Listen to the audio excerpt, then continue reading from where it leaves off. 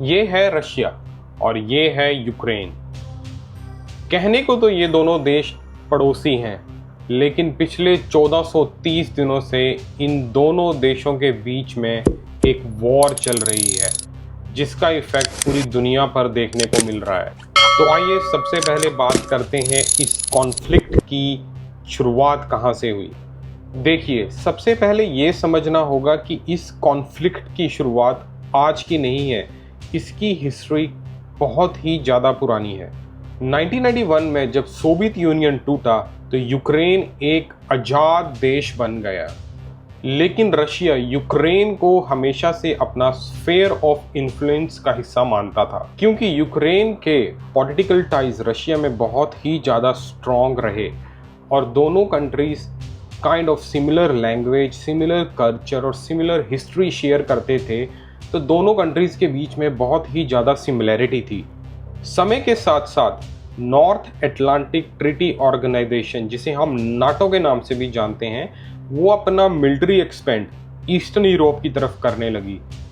Eastern Europe वो है जो रशिया के क्लोज बाय कंट्रीज़ हैं, जैसे कि पोलैंड, यूक्रेन, बुल्गारिया। ऐसी कंट्रीज़ में नाटो अपना एक्सपेंड कर रहा था और यूक्रेन ने हमेशा से ही अपना इंटरेस्ट नाटो में शामिल होने का दिखाया है। पर रशिया कभी भी नहीं चाहता था कि नाटो उनके बॉर्डर्स तक पहुँचे, बिकॉज वो सोचते थे कि नाटो अगर उनके बॉर्डर तक पहुंचेगा तो ये उनकी सिक्योरिटी और बॉर्डर्स को एक बिग थ्रेट होगा। 2014 के बाद डॉनबस रीजन में प्रो रशियन सेपरेटिस्ट और यूक्रेन फोर्सेस का कॉन्फ्लिक्ट शुरू हो गया और उसके बाद जैसे कि हम सब जानते हैं कि 24 फरवरी 2022 रशिया ने एक फुल स्केल इन्वेशन स्टार्ट कर दिया। लेकिन वहीं रशिया इसे एक स्पेशल मिलिट्री ऑपरेशन बोलता है। रशिया को नाटो का यूक्रेन तक बढ़ना अपनी सिक्योरिटी के लिए अनएक्सेप्टेबल लगता है और एक बिग थ्रेट लगता है कि अगर नाटो उनके बॉर्डर्स तक पहुंचता है तो उनकी नेशनल सिक्योरिटी को एक बिग थ्रेट है। वहीं दूसरी तरफ पुतिन ने साफ कहा है कि उनका मकसद यूक्रेन को डीमिलिटराइज्ड करना है। उन्होंने यूक्रेन की गवर्नमेंट को नाजीज और रशिया विरोधी नेशनलिस्ट बताया, जिसे यूक्रेन और वेस्टर्न कंट्रियां डेफिनेटली डिनाई कर रहे हैं। साथ में रशिया ये भी ऑब्लिगेशन लगा रहा है कि जो रशियन लोग वहाँ यूक्रेन में रहते हैं और जो लोग रशियंस बोलते हैं उनके साथ वहाँ के लोकल लोग भेदभाव कर रहे हैं, जिससे एक रेसिज्म काइंड ऑफ थिंग हो रही है रशियंस के अगेंस्ट, तो वो उसको भी कंट्रोल करना चाहते हैं। अगर मैं इस इशू की ग्लोबल व्यू की बात करूं तो सब कंट्रीज़ का मानना ये है कि ये रशिया का एक अनप्रोवोक्ड एक्ट ऑफ एग्रेशन था। वहीं रशिया बोलता है कि अगर हमारी बॉर्डर्स या सिक्योरिटी पे कुछ भी थ्रेट आता है तो हम अपने देश को प्रोटेक्ट करने के लिए कुछ भी करेंगे। अगर मैं बात करूं तो कॉन्फ्लिक्ट तो अभी भी जारी है। जो फ्रंट लाइन रीजन है वो चेंज होते रहते हैं। ईस्टर्न और सदर्न यूक्रेन जो है अभी हॉटस्पॉट है, जहाँ पे इन दोनों के बीच में एक फुल स्केल वॉर चल रही है। वहीं वेस्टर्न कंट्रियां यूक्रेन को एक मिलिट्री सप्लाई भी कर रही हैं, जैसे आर्टिलरी, ड्रोन्स और डिफेंस सिस्टम, जिससे वो अपने एरियाज़ को प्रोटेक्ट करने की कोशिश कर रहा है। और यूक्रेन ने कुछ एरियाज़ पे अपना कंट्रोल वापस पा भी लिया है। अब देखो, दोनों तरफ से इस वॉर में फौजी और जो हैं उनके लोकल लोग हैं उनकी डेथ्स हो रही हैं।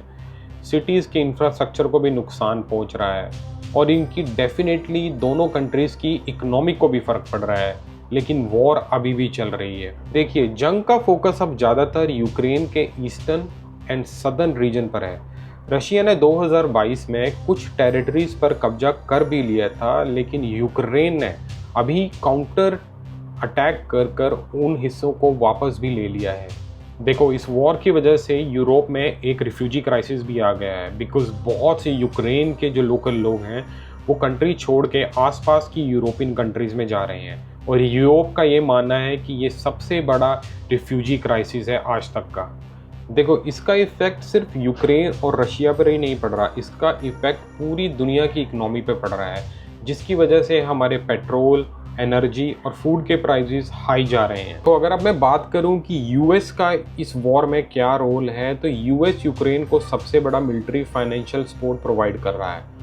वो यूक्रेन को हथियार, ट्रेनिंग और सब कुछ प्रोवाइड कर रहा है, जिससे वो अपनी वॉर को कंटिन्यू कर सके।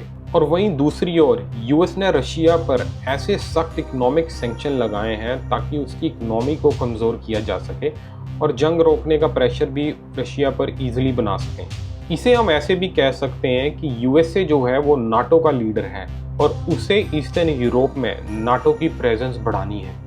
इसीलिए वो ये भी चाहता है कि यूक्रेन नाटो का पार्ट बन जाए ताकि वो रशियन बॉर्डर के पास आ सकें और रशियन एक्टिविटीज़ को ट्रैक कर सकें। अगर इस वॉर में मैं चाइना के रोल की बात करूं तो उसका रोल थोड़ा कॉम्प्लेक्स है। वो रशिया को स्ट्रेटेजिक पार्टनर मानता है और उनके साथ इकोनॉमिक टाइज भी रखता है, लेकिन पब्लिकली चाइना ने जंग को लेकर न्यूट्रलाइज होने का दावा किया है और पीस टॉक की बात की है। देखो, एंड में मैं सिर्फ यही कहूँगा कि रशिया और जो यूक्रेन का कॉन्फ्लिक्ट है वो बहुत ही ज़्यादा कॉम्प्लिकेटेड है, जिसके पीछे सालों का इतिहास, पॉलिटिकल रीज़न और नेशनल इंटरेस्ट है। इसका असर सिर्फ यूरोप पर ही नहीं बल्कि पूरी दुनिया पर हो रहा है। यूएस और चाइना जैसे बड़े देशों का रोल इसको और भी ज़्यादा कॉम्प्लेक्स बना देता है।